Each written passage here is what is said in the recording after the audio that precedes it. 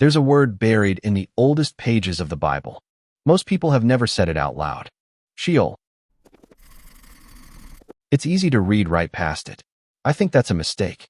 Because once you stop and pay attention, you realize it's describing something people haven't stopped wrestling with. The funny thing is, you probably already know the feeling. You just don't call it Sheol. You call it the void. Or burnout. Or that hour around 3 in the morning when you're staring at the ceiling wondering why none of the things you worked so hard for feel as solid as they were supposed to. That's where we're headed. Not to a comfortable place. Scripture isn't always interested in making us comfortable. Take a walk through any city after midnight. The lights are still on. Some people are working another shift. Some are scrolling because they don't want to be alone with their own thoughts. Some are lying perfectly still, exhausted but unable to sleep because their mind refuses to let go. Different lives. Same question. Does any of this actually last? I don't think we're very good at admitting how much that question bothers us. So we stay busy. We chase promotions, followers, money, routines, whatever keeps us moving long enough that we don't have to sit still.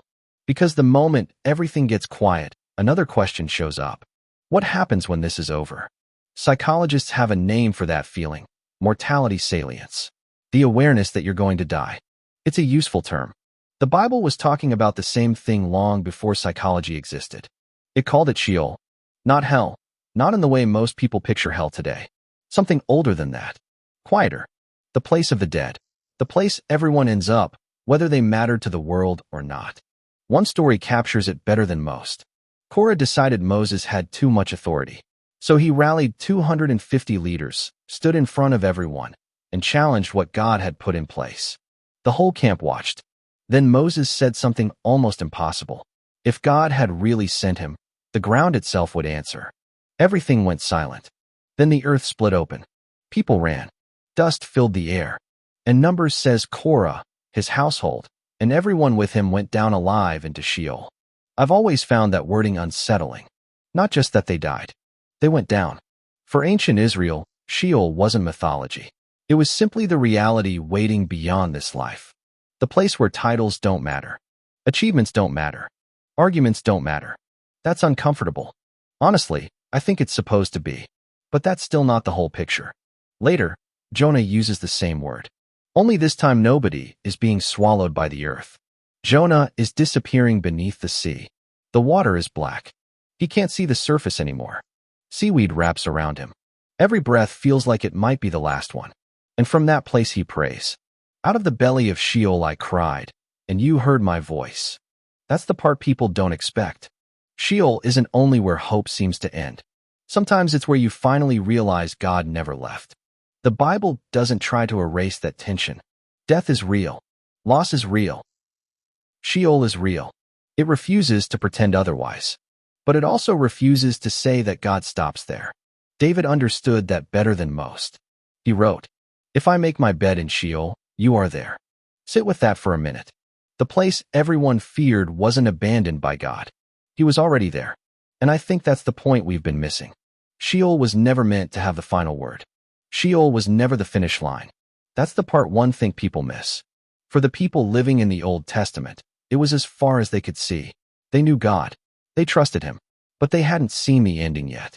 They were walking toward a promise they couldn't fully explain.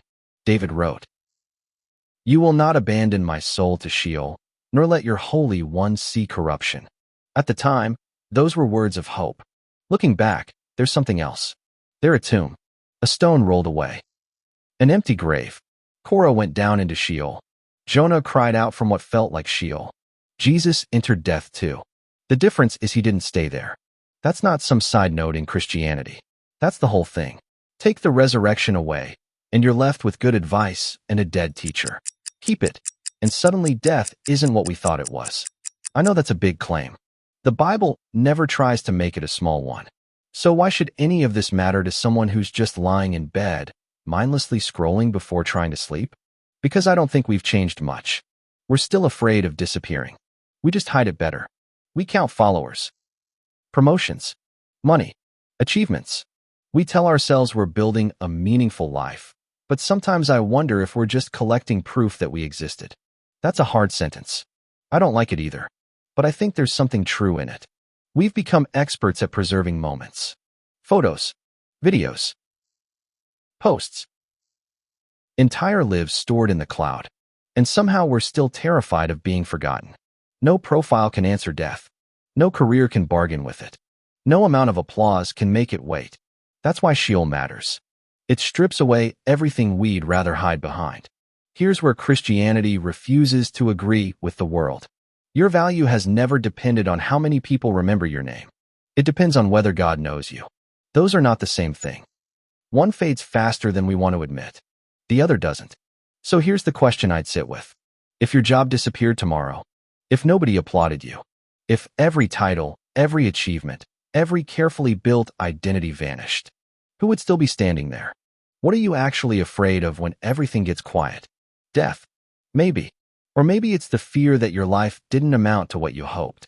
The writers of Scripture didn't run from questions like that. They stayed with them. Sometimes they argued with God. Sometimes they sang. Sometimes all they could do was wait. But they kept looking toward him, even before they understood where the story was going. We don't have that excuse. We've seen the ending. David also wrote, "Even though I walk through the valley of the shadow of death, I will fear no evil, for you are with me." I've always noticed what he doesn't say. He never says God will help us avoid the valley. He says God will meet us there. There's a difference. One promises escape.